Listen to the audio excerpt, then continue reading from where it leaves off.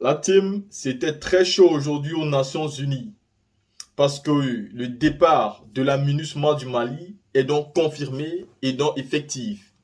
Ce départ commencera demain et s'achèvera en décembre. Le porte-parole du gouvernement malien à l'ONU a tenu à le préciser à toute l'Assemblée. Mais dans la volée, nous avons aussi vu le discours des Américains qui se disaient être au regret de la situation entre le Mali et la communauté internationale et surtout la décision du gouvernement de se séparer de la MINUSMA. Pourtant, nous, Africains, nous, Maliens, nous sommes contents de cette décision car la MINUSMA n'a apporté rien de plus au Mali. Vu que depuis qu'elle est là, elle n'a pas changé la situation malienne, elle n'a même pas pu se confronter de manière véritable aux djihadistes et aux terroristes. Elle n'a rien fait. Et ce n'est pas que là.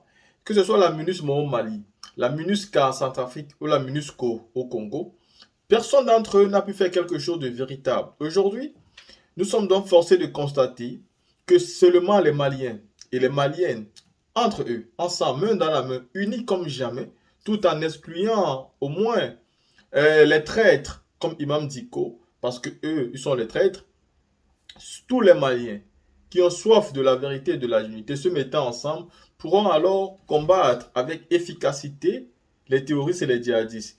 Toutes les forces étrangères qui veulent nuire à ce pays, et la MINUSMA n'en fait pas partie de ceux-là qui veulent se battre du côté des Maliens. Non. Ce sont des personnes qui se disent qu'ils sont encore à l'époque de la pierre taillée et qu'ils peuvent encore se permettre de commander. J'aimerais demander à tous les dirigeants africains de lancer un coup d'œil sur le comportement du gouvernement malien, de regarder ce qui se passe aujourd'hui au Mali, les décisions qui sont prises et les avantages qu'elles auront sur les populations. Chers dirigeants, posez-vous une seule question fondamentale. Ce qui se passe aujourd'hui au Mali se fait, ça signifie que c'est possible pour tous les autres pays. Tirez une leçon de ce qui se passe au Mali et faites la même chose dans les autres pays, c'est important pour la dignité des peuples. La team, je ne vais pas vous montrer ici le discours du représentant américain, mais je vais vous montrer du représentant malien, c'est-à-dire du porte-parole du gouvernement malien aujourd'hui aux Nations Unies. Écoutez. Les de l'aménagement ont été donnés le 16 juin 2023 à cette même tribune du Conseil par son Excellence M. Abdoulaye Diop, ministre des Affaires étrangères et de la coopération internationale de la République du Mali. Tout en reconnaissant que l'aménagement n'a certes pas atteint son objectif fondamental d'appui aux efforts du gouvernement à la sécurisation du pays, le peuple et le gouvernement de la République du Mali saluent toutefois sa contribution dans d'autres domaines, notamment en matière d'assistance humanitaire, sociale et les missions de bons offices du représentant spécial du secrétaire général.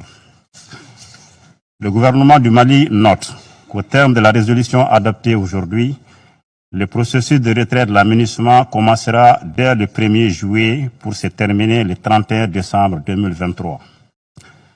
Le gouvernement de la République du Mali tient et veillera au respect des engagements pris à cet égard.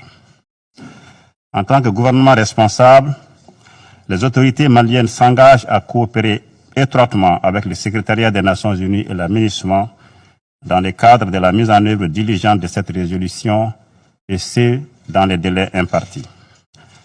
Dans cette dynamique, le Mali, conformément à sa responsabilité de pays hôte, poursuivra les mesures prises en vue d'assurer la sûreté et la sécurité du personnel, des locaux, installations et biens de l'aménagement jusqu'au départ à date convenue de la mission.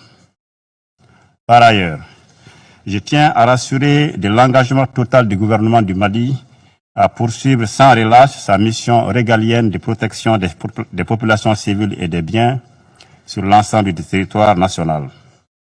À cet égard, le gouvernement regrette que le Conseil continue de considérer la situation au Mali comme une menace à la paix et à la sécurité internationale, en dépit des résultats tangibles enregistrés, d'une part sur le terrain par les forces armées maliennes, notamment grâce au renforcement des capacités et à l'équipement de l'outil de défense, et d'autre part, concernant le retour à l'ordre constitutionnel apaisé et sécurisé, cher à son Excellence le colonel Assimi Goïta, président de la transition, chef de l'État. Et comme vous le savez, l'organisation réussie le 18 juin 2023 du référendum constitutionnel s'inscrit dans cette dynamique. Le gouvernement du Mali s'engage également à poursuivre de manière efficiente et diligente la mise en œuvre de l'accord pour la paix et la réconciliation au Mali issu du processus d'Alger, en collaboration avec les mouvements signataires qui le souhaitent, en vue d'une paix, d'une réconciliation nationale et d'une stabilité durable dans notre pays et pour les bénéfices des populations maliennes. Avant de terminer, je souhaite remercier au nom du peuple et du gouvernement du Mali le secrétaire général des Nations Unies pour son engagement en faveur de la paix au Mali. Je remercie également l'ensemble des pays contributeurs de troupes, de police et de personnel civil de l'aménagement pendant ces 10 dernières années pour leurs efforts et parfois les sacrifices ultimes consentis aux côtés de leurs frères d'armes maliens dans la recherche de la paix au Mali. Que l'ensemble des États membres trouvent ici l'expression de la gratitude du peuple et du gouvernement du Mali pour leur contribution multiforme à l'aménagement. La République du Mali reste disposée à coopérer avec l'ensemble des partenaires qui le souhaitent, dans le respect des principes clés de l'action publique au Mali. Je rends hommage à la mémoire de toutes les victimes de cette crise, civiles comme militaires, étrangères comme maliennes, tombées au champ d'honneur au Mali, et je vous remercie de votre aimable attention. Quand vous finissez d'écouter, je parie que vous êtes tout comme moi aussi dans la joie si vous êtes un panafricain.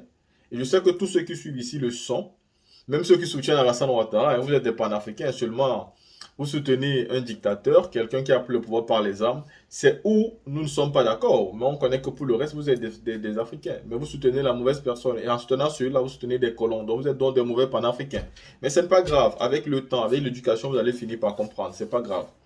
Donc la team ici, quand vous finissez d'écouter, vous convenez avec moi que la marche que le gouvernement malien suit est la marche que tous nos dirigeants doivent suivre aujourd'hui. Celui qui est contre cette démarche-là est contre le panafricanisme, est contre la souveraineté, est contre c'est-à-dire l'indépendance effective de nos États. Est-ce que la MINUSMA ne doit pas quitter le Mali? Celui qui dit qu'elle ne doit pas quitter doit me montrer les résultats. Les résultats sont mauvais, c'est pourquoi IBK a été délogé. Dans tous les pays où ces institutions-là arrivent pour lutter aux côtés des autorités, il y a toujours du fiasco et jamais de bons résultats. Le pire, c'est que où ces personnes-là décident de combattre, vous n'avez même pas le droit d'arriver là-bas. C'est-à-dire, s'il vient garder votre maison et que lui reste devant votre portail, vous n'avez pas le droit de passer par le portail tant qu'il est là. Donc, il surveille dans un territoire qui ne vous appartient plus parce que tant qu'il est là, vous ne pouvez même pas entrer dans ce territoire et faire ce que vous avez envie de faire. Et là, ça cause déjà un problème. Parce que si votre gardien, en arrivant chez vous, en surveillant votre maison, vous interdit de passer par le portail, alors ce gardien n'est plus gardien, mais le propriétaire.